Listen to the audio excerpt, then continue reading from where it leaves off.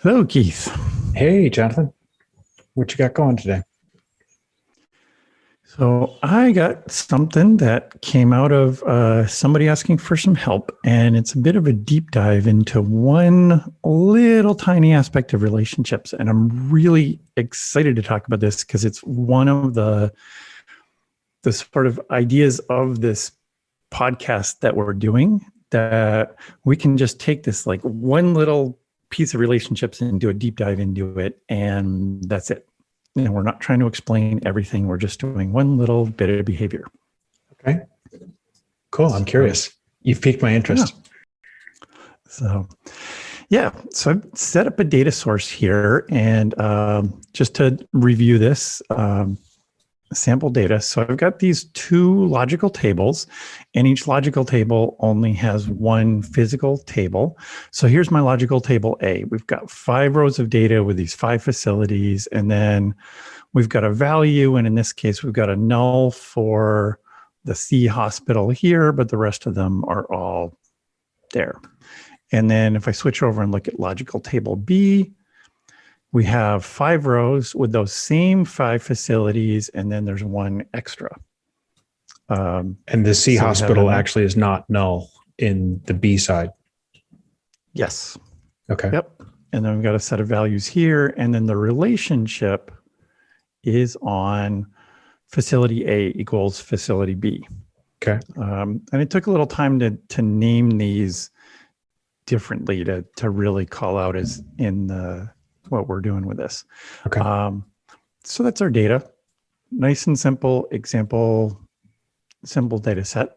So here's the issue that that somebody was reporting that they ran into. So I drag out facility A and I put it on rows, and there's my 5 facilities. And let's just make that a little bigger. And then I have value A on columns. And so I'm seeing my 4 values, and there's a null. Let's turn on mark labels so we can just kind of see that. Yeah, I got that little null marker in the bottom right also. Exactly. Okay. And now I'm going to drag out value B. And I'm seeing those 5 facilities from B. And then we're also triggering the golden rule of relationships. Right. And do you remember what that is? Right. That all of the measures will be displayed from the logical table from which a measure is in the view. Yep. So our measures are always preserved. Right. And then when we have unmatched dimension values, Tableau's imputing a null for those. Mm-hmm. So I think the reason why that golden rule is there is because if I had important dollar figures from some logical table, but there wasn't a match on the other side, we don't want those dollar values to go missing just because there's a mismatch on the other side of the relationship. Yep. I don't want to lose the fact that values are there. So it's up to me to filter them out once I brought in a measure. If I don't want to see them, then I can filter them out. But Tableau is going to surface that data so I see it, and then I choose what to do with it after that. Exactly. Okay. Yep. Yeah. So in this case, we have this from value B. Our largest measure is from this unmatched facility. Okay. So the null there on facility A is the fact that there isn't a record in logical data source A for that facility. Yep. So I'm going to just drag out facility B, and we can kind of see this. Boom, now it pops So there's that Z facility that is unmatched here. Right. But I could see where that could be a little confusing when the facility B wasn't in the view. Mm-hmm. Now all of a sudden the domain of facility A's dimension members got larger, and there's this extra null that didn't exist before until you brought out the match from the other side. On the other side. Okay. Yep. So now the the issue so this is all kind of standard relationship behavior. That's understandable. Now that the question came in of, we want to see a 0 here for this null value. And so right now Tableau is showing 1 null and there's 10 marks being displayed. So that's a total of 11 things that Tableau is drawing here. When you say you want to see a 0, do you want like a bar that's labeled 0? So I want a label of 0 here. So one of the things we can do is we can format on the pane tab and turn on marks show at default value. And it's kind of hard to see here, but now there's something I can hover over and click on. So it's that default value, and then I can insert text of 0. Mm-hmm. And now I have 0 here. For the C hospital, but the C hospital is in logical table A. Is in logical table A, but there's still nothing here. That's not happening up there for the Z hospital. For this one. Right. Yeah. Okay. For the Z hospital. So this null, we want to see a 0 here in our data. Okay. So the next thing we might go to, and this is what the person who came to me with the question was asking about, like, so then they went to the other thing, which is, let's do a ZN. Right. On this. And the ZN, so we're just using a typing calculation to wrap ZN, which stands for 0 null. So if it's null, return 0. And that doesn't give us a 0 here either. It didn't do it. Yep. Okay. Yeah. So this was a presentation of like, how can I get a 0 to show up here? Yeah. And this highlights this intersection of existing Tableau behavior and relationships. Okay. So that's what we're going to go through. Okay. I assume you have a way to fix it. Yes. Okay. Or we wouldn't be literally here. One. Okay. Yep. And it's literally one click and drag. Okay. So if you know the answer, shout it out. So let's just look at a crosstab view to kind of do a counterpoint of this. So if I drag up facility A, and then I'm going to put my value A just on the show me here. So I have 1, 2, null, 4, 5. And I can tell there's a null here because when I hover it over it, there's something there for Tableau to draw a tooltip with. And if I drag out value B onto the show me and drop it, Tableau's giving me that measure names, measure values crosstab. And if I hover over this value A, there's something here. There's a there. Yeah. There's a there. And if I put a ZN here, for example. Oh, it's going to show up, but that's because you've got 2 discrete pills on the rows and columns. And that's why you get a 0 there now. It's a little different than that. Okay. It's a good guess, but it's a little different here. So what makes this view different from this view? And measure names, measure values is the only thing. Yeah. So it has to do with this, and it's about our marks cards. So I'm going to do what is on the value A marks card. So here's my value A marks card. We've got facility A and value A. So let me put this on columns. So this is our marks card.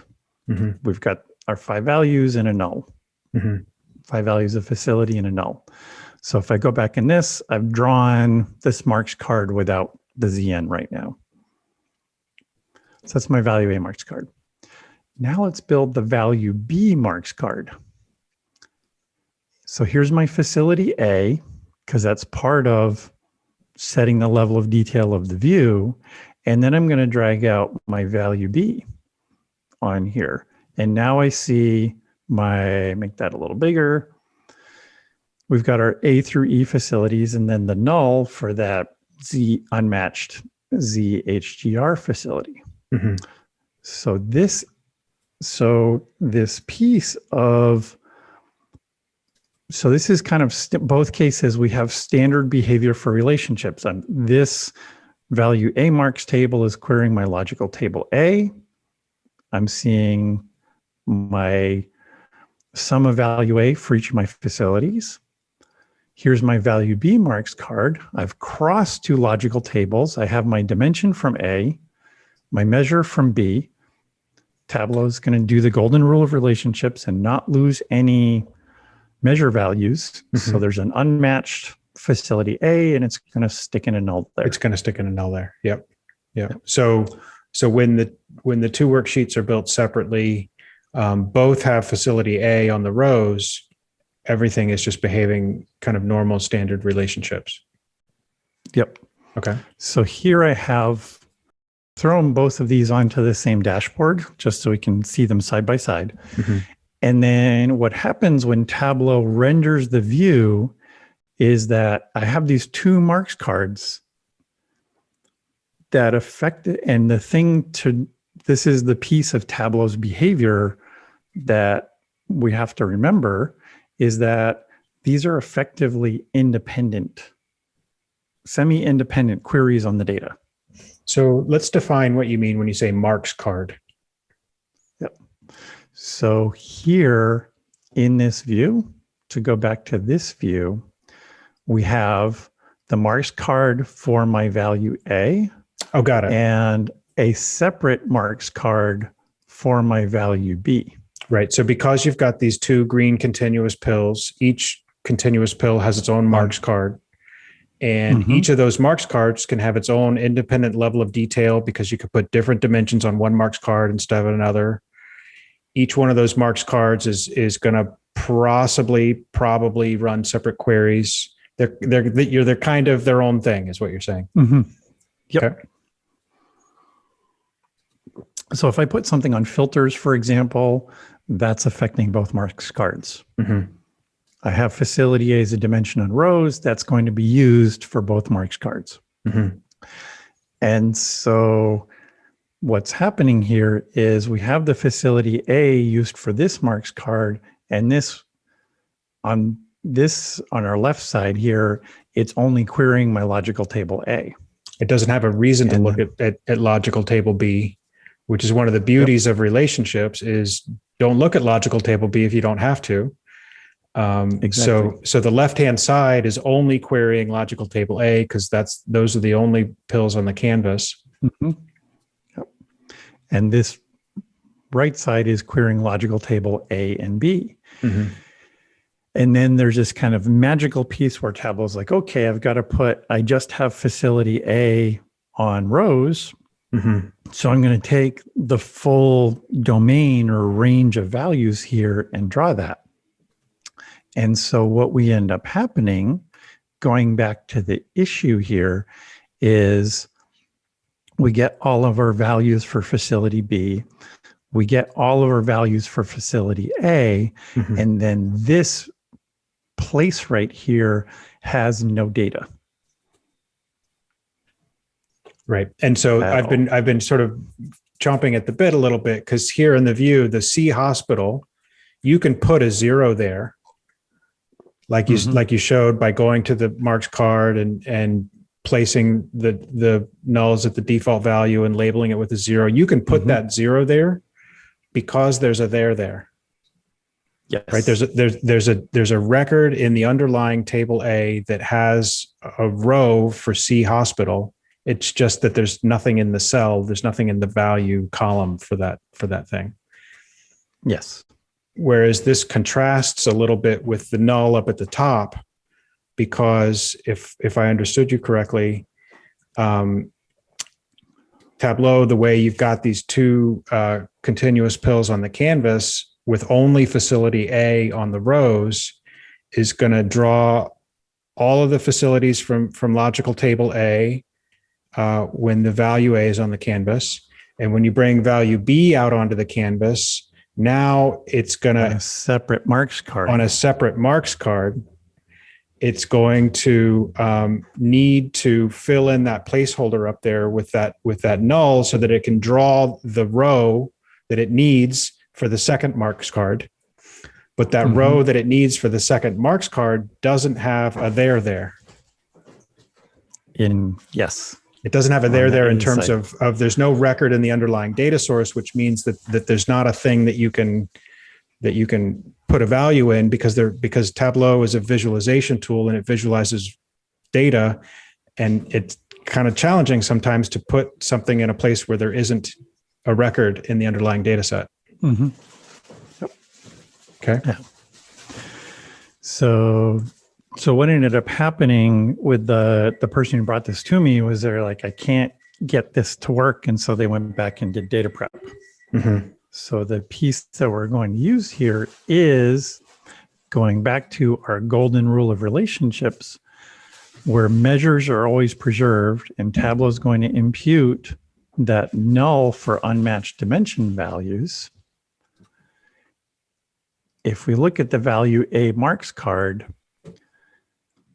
on its own, the way we can impute that null is by bringing in a measure from value B. So from our B logical table. So I'm just going to drag in value B and drop this on the marks card on here. And now we have a null. Right. Okay. And I'm going to undo this, and we can look down here. The null indicator goes away. Right. So now nulls. In that other canvas where the two things are together, all I need to do is drag value B onto the marks card from logical table A. Yep. So here's that marks card for logical table A. I drag value B on here, and boom, there's my 0. Voila. So in this, and I've looked at the underlying queries that Tableau issues, and adding value B here does not change the query one bit for Tableau, because it's already got to query facility A and value B for this marks card. Mm-hmm. Right. So it's already run that query. So that's some sort of like Tableau doing the query munging that it does, that it doesn't need to re-query the same thing that it's running for the other mark card. It already has those values. Yep. Yeah. So it's this interesting little bit in Tableau's order of operations and the layout of the view as it relates to relationships.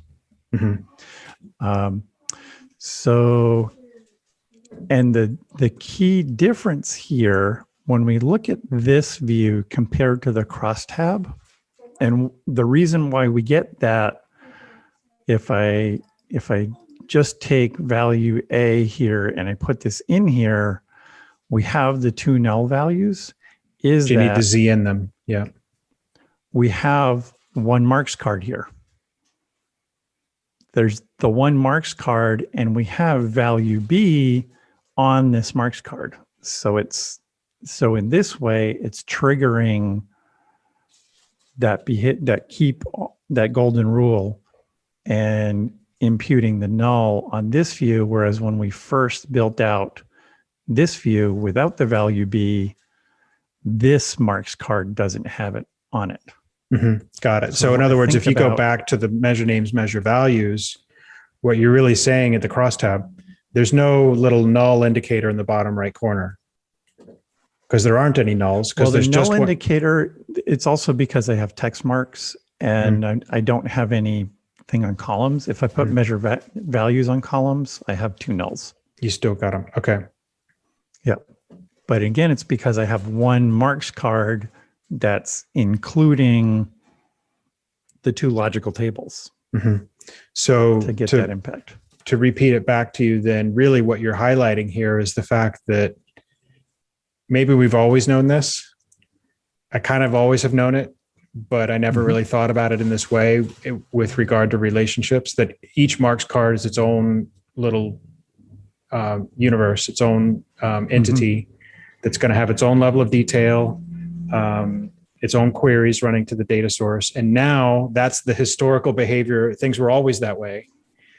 Now with relationships, there's this other sort of nuance in the equation, because across the relationship, when I've got that null dimension member that shows up because of the golden rule, if I want to Z in or put a value on top of that thing, then I need a measure on the marks card that that imputed null is coming from.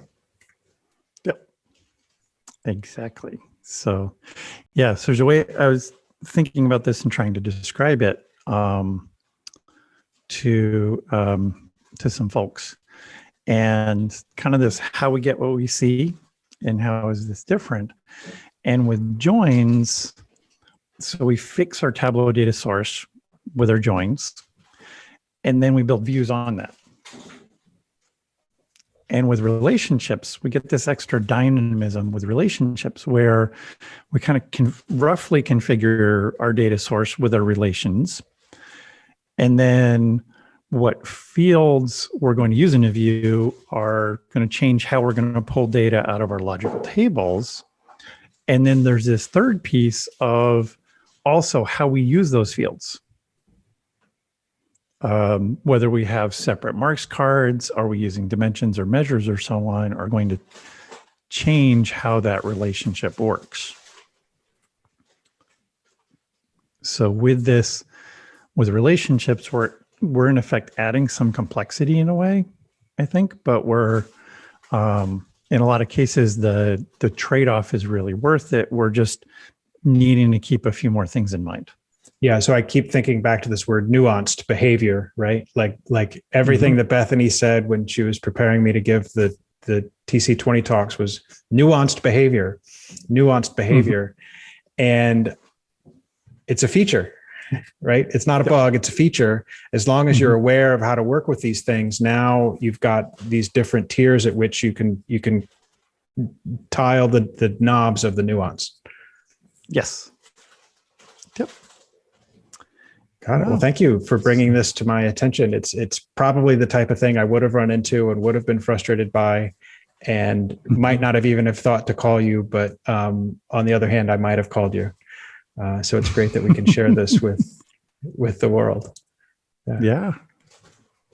So thanks for letting me share. Okay. Thanks. I'll see you next time. Okay. Bye. Bye.